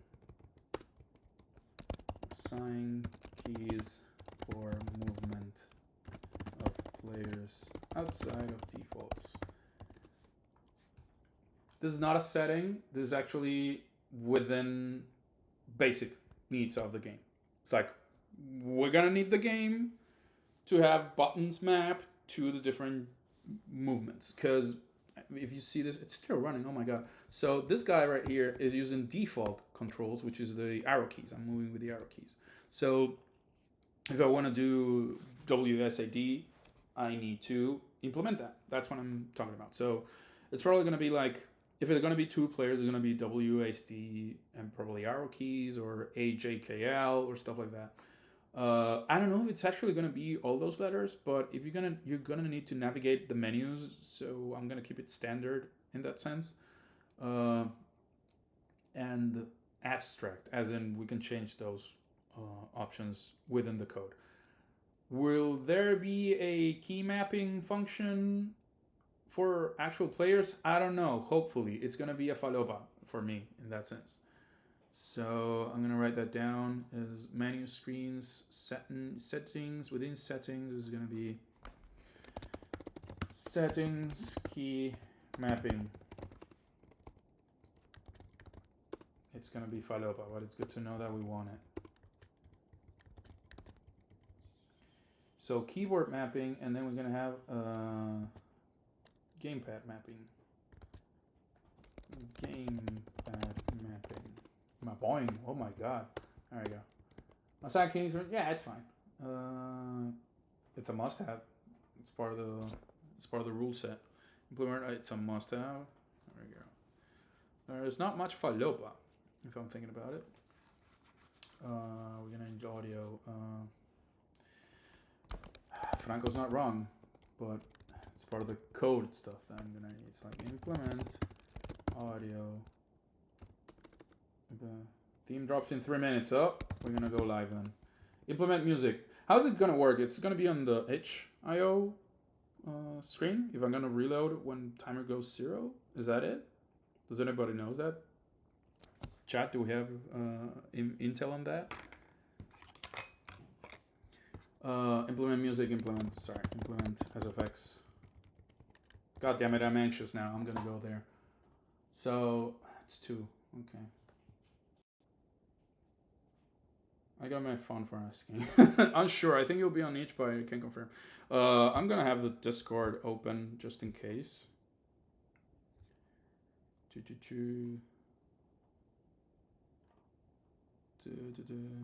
It's like New Year's, right? Everybody's like, hey. Okay, let's see how that is. 317. Man, that's a lot of people, man. It's gonna be a lot of people. Because the timer comes down. Yeah, I get it. It's not. I would have thought the same, but anyway. So what are your new themes resolutions for this jam, folks? What are you gonna do when the theme drops? Man. So what do you think the theme's gonna be? Do you have any like guesses, wild guesses? We have them on chat, so we can share them on Discord after the arts.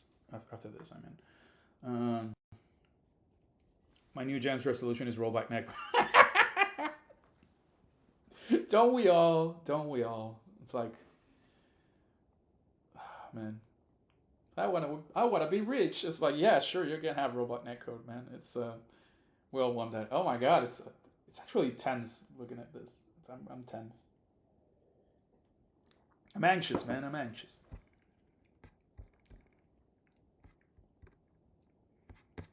Okay, so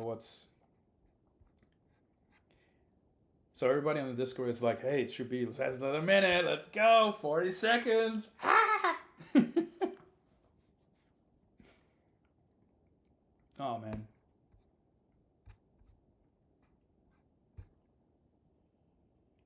You joke, but I have a framework in the works with rollback already. Oh, come on. I envy you, actually. I envy you. I kind of envy you. Because time has the roots for rollback. But that's not happening. Yeah. I can get that. So it's like, we're going to do New Year's. Everyone is like 10, 9, 8, 7, 6, 5, 4, 3, 2, 1. Starts in now. What? Nothing happened. Oh shit! It's counting backwards. And oh man, I'm gonna reload. What the fuck? Submissions due and what? Submit your project. Cool. Well, good luck to everyone. So okay. Where? Yo, where's the theme? Am I missing something? Cat girls, we did it, folks. We did it, chat. Yo, actually, I don't know where it is. Or where can I find it? Yeah. Where's the theme? Yeah.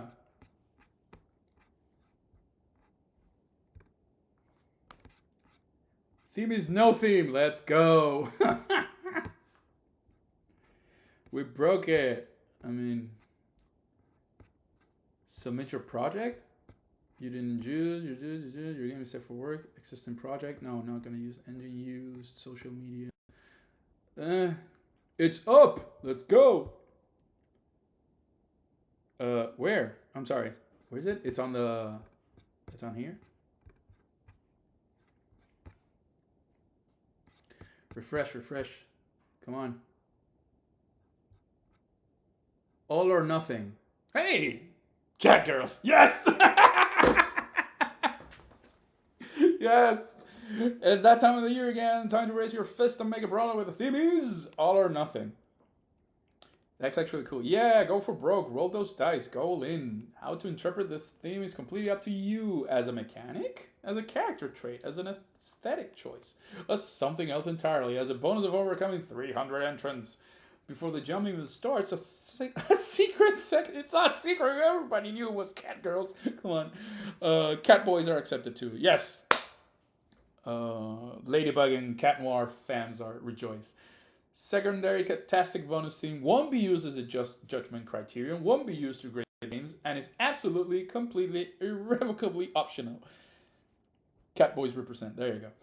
Engage. Nice. So, all or nothing. Chat, what are we thinking about all or nothing? In this, in our sense, it's kind of like it's already solved because either you jump on someone or get jumped on. That sounded weird, but let's go with that. Felicia from it's that. Okay, sure. Okay, we kind of yeah, exactly, Funky. We're going like it's already all or nothing in that sense.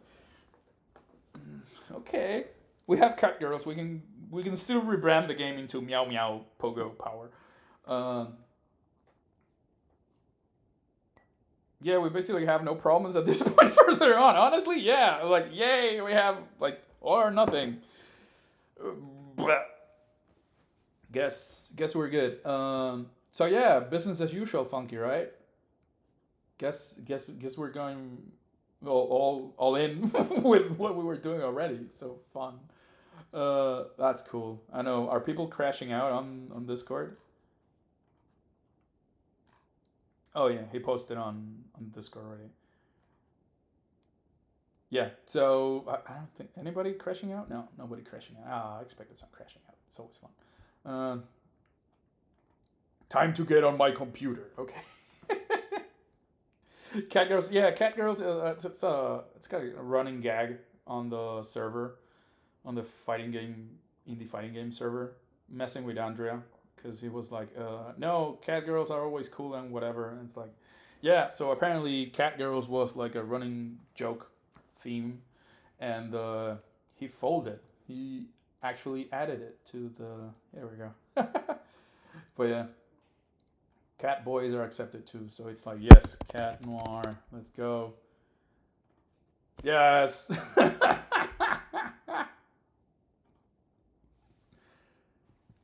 Anyway, so what is it? It's like four. We've been 2 hours doing this. I'm gonna do a little bit more, and then I'm probably gonna drop. So tomorrow, I'm actually gonna start like doing real work. I'm probably gonna put some more ideas in order here and just roll with it. I'm probably gonna do the audio tasks as you mentioned, just to help uh, the musician. I'm still running blank on their name. Sorry about that. Anyway, implement music. It's a must-have. It's not follow-up, my dudes. It's must-have. Implement SFX. It's a must-have. Yeah. Do you just want me to sketch stuff out in the meanwhile? Oh, for sure, for sure. I mean, uh, this is Funky asking about the art for the game. I think the way will be like what you were already sketching is kind of good. It's, honestly, you kind of go wild, as in you were doing already cool designs. If we're gonna have like a small roster of characters, the more varied their shape and silhouette are, I believe, kind of the better. And in some ways, it informs me how they could mechanically work. And I do have some ideas, but like we could go classic archetypes. Like you gotta have your Mario, if you will, like the basic average character. Then you have like somebody that looks more stocky and big, so I don't know, charges slower but makes bigger jumps or something. Then you have somebody that's limber, so it feels like it's faster. Then you have somebody that's like, I don't know, bleh, stuff like that. Uh, I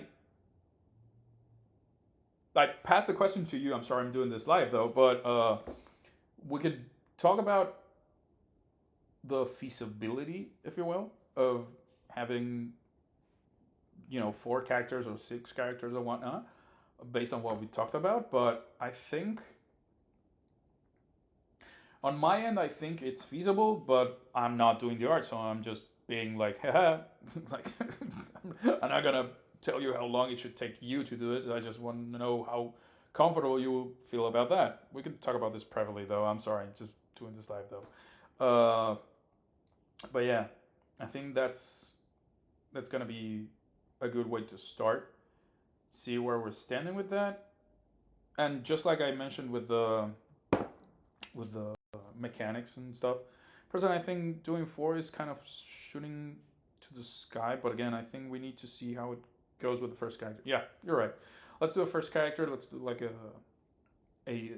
as I mentioned, like the Mario of the game. Like, what would be a standard yet cool character to start with, and go around that. If you're thinking about the little purple character, uh, just go ahead, see what we can do about that character. Quick question: is it a he or a she or they? The purpleette, as I like to call it. Uh, but other than that, just I mean it's the first character, but it doesn't have to be the Mario. It's whatever. And but yeah, the way I plan on tackling this first is the way I always I was leaning to she, they, sure, whatever. And does Purpleette sound like a cool name? But no, the way I was going to start with the game is like started with this kind of thing. Like I was gonna do like boxes, fighting boxes at first, and the idea is this little purple things that I have right now, purple and yellow things. The idea is to those are gonna be like the character controllers, as in they're gonna have all the properties or the values or the movements gonna happen within that object, and then I'm gonna like sandwich on top the actual graphics, the actual colliders, and then go from that. So the idea from the colliders is like having like you have the character. I'm just gonna use Flash for this, and just for the sake of being more clear when describing this, because the whole idea of streaming is like trying to be good at explaining what the heck I'm doing. So if this is a character, let's go with this. So the character is going to be like this. I have Flash right here. So I had it open and I didn't use it throughout the whole. I was leaning to sheet it, yeah. And so let's do the Flash layers are going to be like visuals. Let's go. And controller collider. This is like a representation of what I'm thinking about when it comes to the game. And oh my dude, shut up. There we go. So the controller is what we have right now here. This little dude right here. And I always kind of use them in this little square thing, mostly because keeps things lean. And so let's say it's gonna be like this. So you have the controller with the point here on the lower end. You're gonna see this mid game, and this is gonna be the controller. All the properties and all the physics are gonna be there. However, you're gonna have a collider that's gonna be like a huge hurt box. Yeah, I'm keeping this, and it's gonna be alpha 50, whatever. The collider is gonna be like, I don't know, this. I'm gonna shut down the controller. Okay, so the collider is gonna be, no, actually not. It's gonna be this. Because it is, they hit them in the head, right? So it's gonna be something like this. And when they're jumping, hitbox. I'm gonna go with hurtbox actually. Hurtbox. The controller is gonna be the big collider actually. So here's what we're gonna do. This is gonna be like this. The physics are gonna happen here. It's like when it runs into walls, when it runs into floors and whatever, or ceilings, right? So if you jump and you hit a ceiling, the top of that weird little meeple is the one that's gonna do the physics for the character, right? So I'm gonna just show it as an outline for now. I don't think you can read it though, but anyway, here's gonna be the hitbox, the hurt box. I mean, I'm gonna block these, and the hitbox is gonna be somewhere around here. So the idea is, for all intents and purposes, when it comes to code, I'm going to be, at first I'm going to be looking at this guy.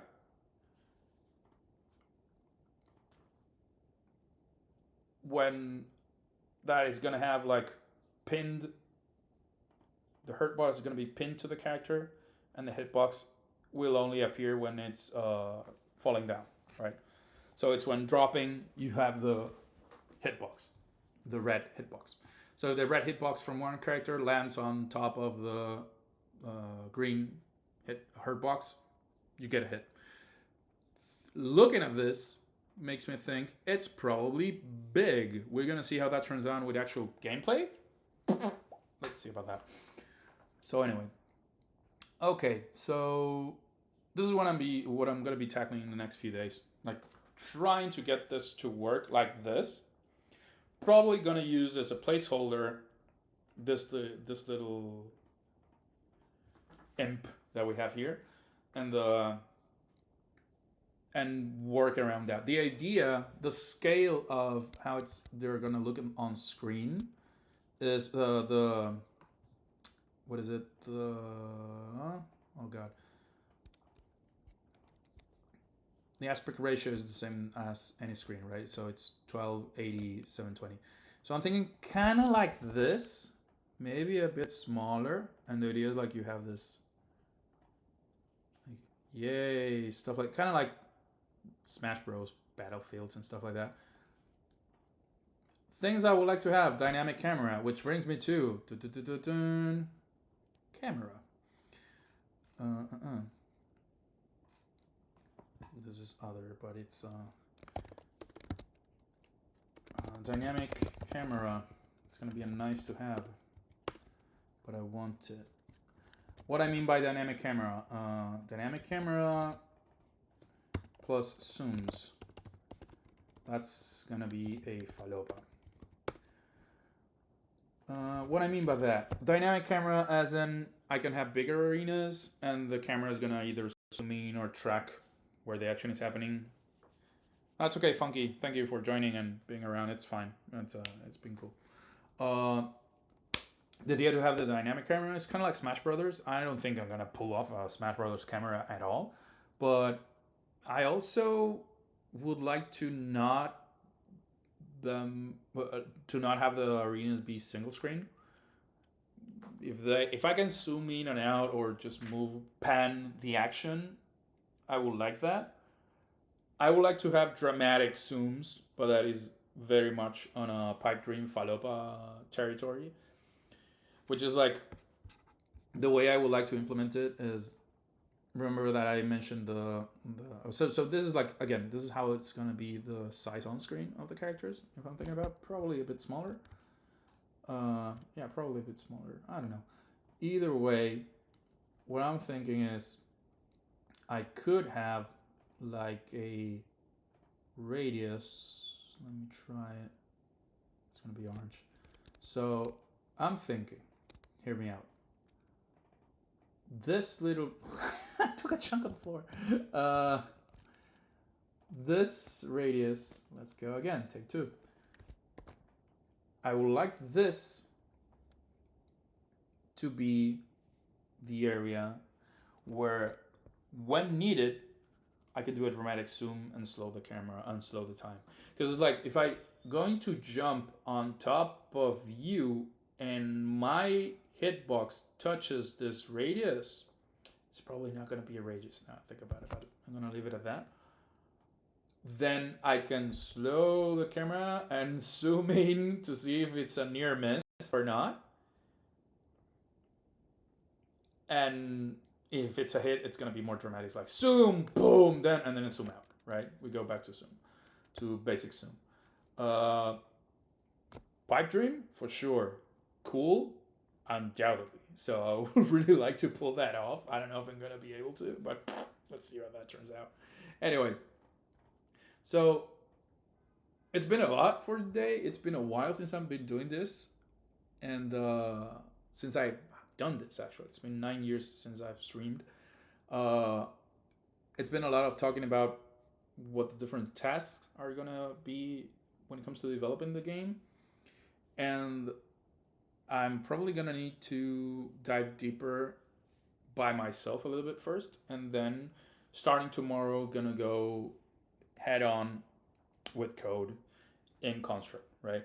So I'm going to try to do some like small boxes running around, trying some input, trying to do that charge jump thing I was talking about. And as Franco said correctly, I also need to do the tasks for audio, and also need to do like define the design task and QA task and all that stuff. That's probably going to happen like throughout these few days.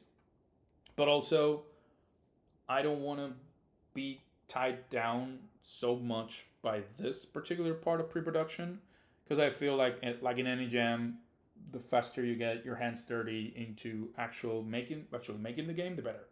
And but yeah, Funky is gonna be making some sketches and working into some like exploration when it comes to the visual style of the game.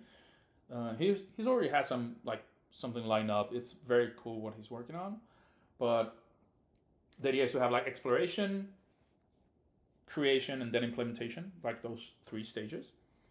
And also, based on what we've seen about the different art tasks that we have here, is the idea is to know also, even though some of these tasks are must-haves, some are less intense, or rather need a certain quality compared to others. As in, if we're gonna do a backdrop that looks like the skyline of Townsville, that doesn't have to be as detailed or a specific quality when compared to making a new character. Characters are like top priority in that sense. We can have like simple, more geometric stuff on the background, and that's it. The key focus would be like, are the characters looking cool? Are the interactions happening between characters cool? Do we need something more complex than geometric shapes for the backgrounds and the backdrops and whatnot? And then again, as I mentioned before, it's like layering on top of complexity. Like you start with an MVP, then you go layering and layering and layering, see how far you can go within the time limit, and that's about it. So hey, thanks for joining. Just let me know what you think. Let me know whatever. I my blue sky's over there and on screen. You can follow me there.